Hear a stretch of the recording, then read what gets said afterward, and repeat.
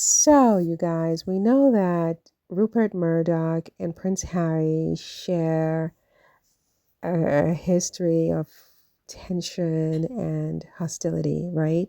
Stemming from Murdoch's tabloids in the UK, which Harry alleged or has alleged or is alleging that they have engaged in, illegal practices where they intercepted his communications, including like phone hacking and so on, and that these practices have undermined the security and mental health, etc., and the privacy of his family and of himself, right?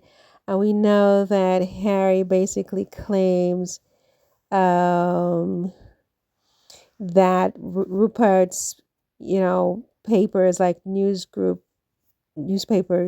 have fueled years of very damaging and false stories about him that painted him in an unflattering light in the global community through these, illegal interceptions of his communications, right?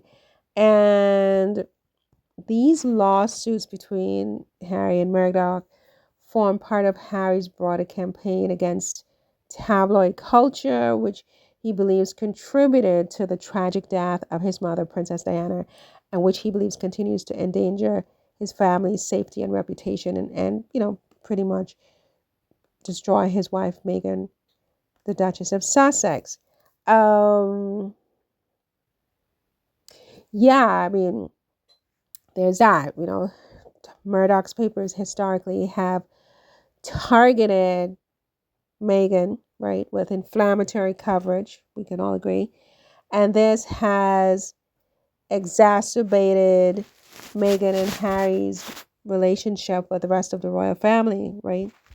Um, Harry has publicly condemned Murdoch as well, his media empire anyway, describing it as toxic and relentless. And the feud between the two, and we'll see more coming up next year, symbolizes a broader battle over privacy, ethics, and power, if you will, in the modern media landscape. Well, what was interesting about that, or what is interesting,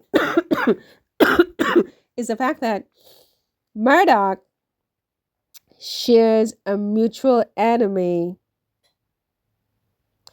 Um, what Murdoch and Donald Trump are mutual enemies of Prince Harry. They both hate him, Prince Harry. Trump has made no secret of his disdain for Harry and Meghan, right? Trump has often criticized the departure, Harry and Meghan's departure from royal duties and their outspoken critiques of institutional racism. And it's interesting because Trump and Murdoch have their own share of tensions between them, especially lately, where Murdoch's outlets like the Wall Street Journal and Fox News, and to some extent, the New York Post, have criticized Trump's chaotic, quote unquote, chaotic leadership. And so they're falling more and more out of favor. But it's interesting because they have this shared animosity toward Prince Harry and Meghan. And so it's a very, weird kind of a point of alignment in a relationship that is increasingly disaligned, and then look at them. They're two sort of men of a certain age, and Harry and Meghan are young enough to be their children. And there's that dynamic of, them not liking Harry and Meghan, right? Murdoch's complicated, excuse me, relationship with Trump definitely parallels his dynamic with Harry in one key way, is that both figures, Trump and Harry, are larger than life personalities who elicit strong reaction in the global society, right? Just as Murdoch's media empire has shaped public perceptions of Harry, it has also wielded immense influence over Trump's political fortunes, right? Whether through, um, Fox News, where you have all these glowing segments about Trump, or the scathing Wall Street Journal editorials criticizing everything from, his cabinet picks to whatever. Um, Trump's sort of influence over, I mean, Murdoch, I'm sorry, Murdoch's influence, his sway, if you will, over Trump reflects a balancing act, um, sort of the same way as the media war with Harry does. Um, it's a battle of power and, who will have the most influence. But it's very interesting because Rupert Murdoch, according to a lot of people, is growing increasingly frustrated with Trump's quote unquote chaotic management style. And hang on a second. So I don't even know where I was. I'm sorry, but so the people are saying that Murdoch is becoming more frustrated with Donald Trump's chaotic management style. Oh dear, sorry. And his erratic personal decisions have apparently been a point of contention for Murdoch. So I was like watching this YouTuber. He's a lawyer named Michael Popak. And he has this YouTube channel called Legal AF. And he's closely affiliated with Ben Meiselas and the Midas Touch Network. So he was highlighting how Trump's turbulent, quote unquote, turbulent hiring and firing habits have caught the attention of Murdoch and Murdoch's media empire, notably the Wall Street Journal, right? And the Wall Street Journal apparently has frequently been criticizing Trump for this disorder, with the cabinet picks and so on.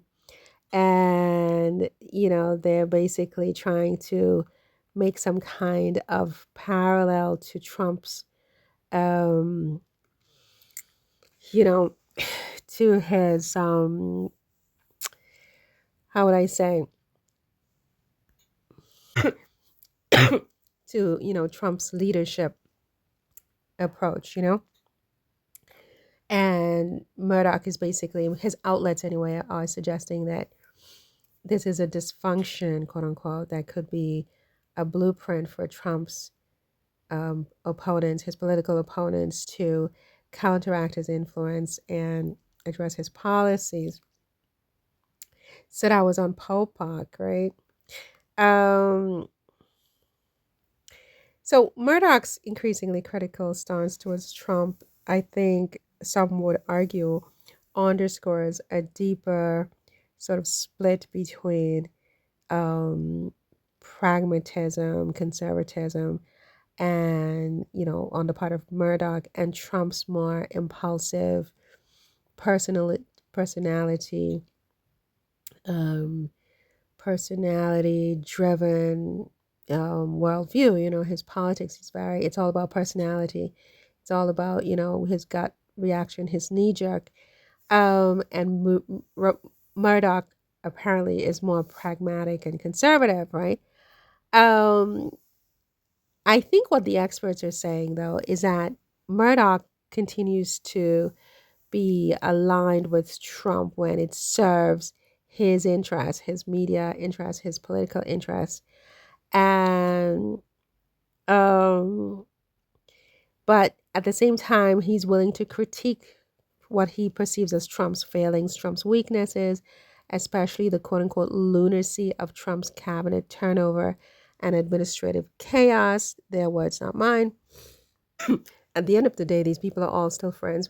Trump's daughter Ivanka used to be BFFs with Rupert Murdoch's former wife, one of his former wives, in fact. So, what was her name? I don't even remember. I can see her face in my head, but I can't remember her name. She's Asian. And she was BFFs with Ivanka. But, it's a complex, often strained relationship. It's not sort of the same type of relationship he has with Harry by any means.